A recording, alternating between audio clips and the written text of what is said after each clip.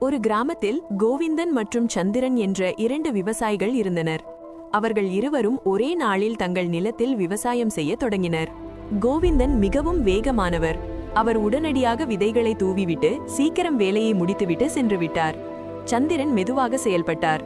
அவர் முதலில் மண்ணை நன்கு உழுது கற்களையும் களைகளையும் நீக்கி பிறகு விதைகளை சரியான இடைவெளியில் திட்டமிட்டு பயிரிட்டார். சில வாரங்கள் கழித்து கோடை காலம் வந்தது. கோவிந்தனின் வயலில் களைகள் அதிகமாக வளர்ந்தன. அவர் சும்மா தூவியிருந்ததால் பயிர்கள் ஒழுங்கின்றி இருந்தன. ஆனால் சந்திரனின் வயலில் களைகள் குறைவாக இருந்தன. பயிர்கள் அனைத்தும் சமமாக வளர்ந்தன. கோவிந்தன் சந்திரனிடம் வந்து, "நீ எப்படி இவ்வளவு சிறப்பாக செய்தாய்?" என்று கேட்டார். சந்திரன் சிரித்துக்கொண்டே சொன்னார், "வேலையை வேகமாக குறைப்பதல்ல திறமை. ஆரம்பத்திலேயே சரியான திட்டத்துடன் வேலை செய்தால் அதுவே பின்னாளில் கடின உழைப்பை குறைக்கும்."